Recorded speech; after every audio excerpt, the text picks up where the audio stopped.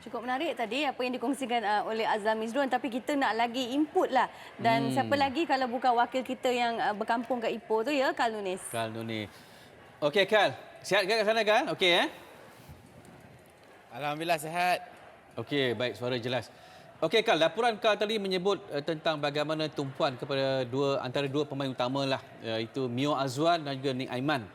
Tetapi saya nak tanya juga, selain daripada dua faktor pemain ini, apa lagi faktor yang bakal menjadi senjata utama? Apakah taktikal yang bakal diterapkan Arul berdasarkan sesi latihan yang dijalankan? Okey, baik Akbar. Tadi saya sempat mengikuti sesi latihan sebentar pagi tadi. 10 hingga 12 tengah hari. 2 jam setengah itu berlangsung cukup-cukup padat. Ada sesi fitness test, ada endurance test, physical dan conditioning, dan juga ada fasa-fasa taktikal. Berbicara mengenai fasa taktikal ini, lensa kamera kami tadi diarah untuk tutup, memandangkan Arul Sevaraj giat menjalankan tugas taktikal formasi tanpa penguasaan bola. Perkara itu memang dititik beratkan Arul sepanjang 40 minit berlangsung sesi latihan melibatkan taktikal tanpa penguasaan bola ini, dan dilihat nampak banyak sangat penekanan khusus ke arah apabila penguasaan bola yang hilang, skuad negara diarah untuk berada di belakang bola secepat yang mungkin. Elemen itu akan jadi nilai tambah kepada kekuatan pasukan Malaysia ketika bertahan. Dan antara taktikal yang Coach Arul menitik beratkan pada sesi latihan terakhir pagi tadi iaitu variasi pukulan sudut penalti. Memang gerakan itu memang diketuai Razif Ibrahim dengan flicker pertama, namun pada hari ini lebih banyak variasi-variasi ke arah kepada untuk buat reflection, membuat biasan daripada pemain-pemain di sebelah kiri, sebelah kanan penjaga gol. Perkara itu memang menjadi nilai tambah kepada taktik menyeluruh negara dalam misi untuk meraih kemenangan dalam pertemuan yang kelima ini dalam tempoh 6 bulan yang terakhir. Skuad negara menemui rekod buruk bertemu dengan Korea Selatan dengan kenangan paling pahit mereka sudah pasti terlepas kejuaraan Piala Asia di Jakarta Mei lalu. Atas itu kita nak memandangkan aksi ini berlangsung pada hari esok. Sudah pasti skuad negara kini siap siaga untuk menjulang kejuaraan buat kali pertama dalam sejarah selepas 5 kali mencuba sebelum ini, dan pada hari esok merupakan percubaan yang ke-6. Sama ada skuad kendalan negara Arul Sevaraj ini berjaya melakukan ataupun tidak, hanya masa yang akan menentukan. Namun secara menyeluruh taktikalnya skuad negara kini jauh lagi bersedia berbanding edisi-edisi yang terdahulu. Bagus. Daripada pemantauan Kal kan, walaupun tanpa lensa kamera, Kal rasa adakah mungkin Arul masih lagi dalam proses memilih kesebelasan utama? Ada pemain utama yang alami kecederaan tak menjelang final? Masalah barisan pemain. Okey, baik, kecederaan telah hanya melibatkan satu pemain daripada 17 pemain dalam skuad ini, iaitu Zami Maidris selaku penjaga gol yang kedua.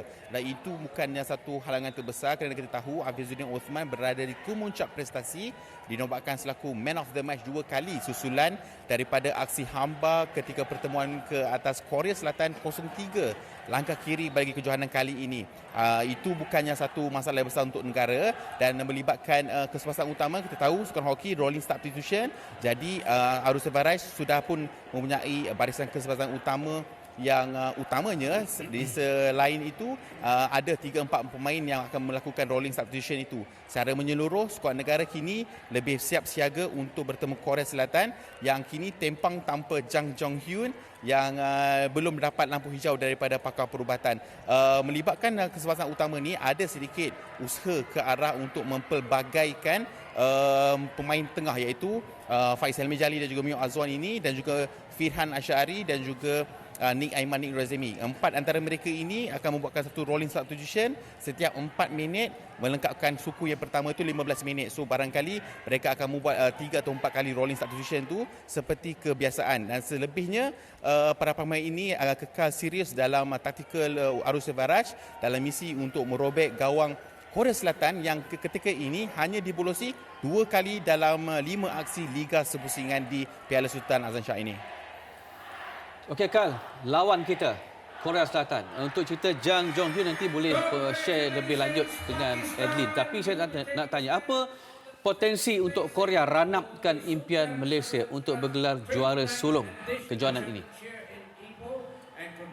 Potensi Korea Selatan sudah pasti mereka ingin untuk sekali lagi meranapkan impian negara di Jakarta dalam saingan final Piala Asia, dan kini mereka tahu kita belum pernah juara lagi untuk kejohanan di Langmas sendiri ini.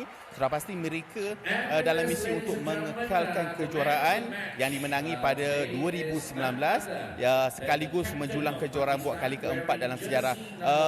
Peluang mereka memang 50-50, 50-50 dan menuju perlawanan akhir ini. Namun sebentar latihan pagi tadi, Jang Jong-hyun mengadu sakit belakang yang agak kronik. Kata coach dia 70% tidak dapat diturunkan, namun selebihnya 30% yang mereka harapkan itu akan dapat dinilai, dapat diakses daripada pakar perubatan pada pukul 10 pagi hari esok, akan menentukan sama ada Jang akan dapat beraksi ataupun sebaliknya. Jang berusia 39 tahun dan kudratnya agak terbatas ketika bertahan, dan kita tahu Korea ini memang terkenal sinonim dengan kesepakatan mereka bertahan sepasukan, dan apabila Jang membarisi barisan terakhir, mereka dibolosi sekali ketika Jang berada dalam kesebelasan utama itu. Segalanya akan dinilai pada pagi esok sama ada Jang akan dapat beraksi atau tidak. Namun flicker kedua dan ketiga Korea Selatan ini harus diwaspada juga. Kedua-dua mereka menjadikan 3 gol masing-masing, dan secara keseluruhannya Korea Selatan tidak pernah menjadikan gol open play, field goal, tidak pernah. Kesemuanya 7 daripada 8 jaringan yang mereka hasilkan daripada gerakan pukulan sudut penalti. Jadi secara rasionalnya, secara realistiknya, skuad negara harus bertahan ketika pukulan sudut penalti, berjaga-jaga, atau tidak kita berputih mata sekali lagi. Kal, tadi Kal mention pasal kecederaan Jang kan. Lepas tu Kal juga ada interview coach Korea tadi. Mungkinkah dia memang cedera, tapi mana tahu Korea nak main games sebelum final, dan Jang sebenarnya akan diturunkan pada saat-saat getir untuk mendapat kemenangan. Mungkin Kal? Saya mengikuti rapat perkembangan Jang. Selepas aksi pertama bertemu Malaysia, beliau tidak diturunkan atas alasan mengalami kecederaan belakang yang minimal, sangat-sangat minimal. Namun pada pertemuan menentang Mesir, kesudahan 0-0 di penghujung suku ketiga dan memasuki keseluruhan suku yang keempat, mereka sebenarnya memasukkan Jang untuk mendapatkan kemenangan. Dan pada ketika itulah sakit belakang yang kronik yang dilalui Jang sehingga kini dia belum pulih. Dan atas sebab itu saya merasakan ini bukan merupakan main games, ini bukan merupakan satu perang psikologi, namun Jang jauh daripada cergas sepenuhnya untuk beraksi dalam 1 jam. Dia belum cergas dalam sesi latihan sebentar tadi, beliau tidak memasuki lapangan padang sekalipun, hanya fokus kepada conditioning dan juga rehab yang disediakan oleh pakar-pakar daripada mereka. Saya rasa ini bukan perang psikologi. Jang memang belum cergas sepenuhnya pada ketika ini. Dan haraplah kan, kalau katakanlah Jang tidak diturunkan atau diturunkan tapi dia bukan in his full potential, itu akan memberi kelebihan kepada pasukan Malaysia. Okey. Terima kasih Kal. Terima kasih Kal. Jumpa lagi esok.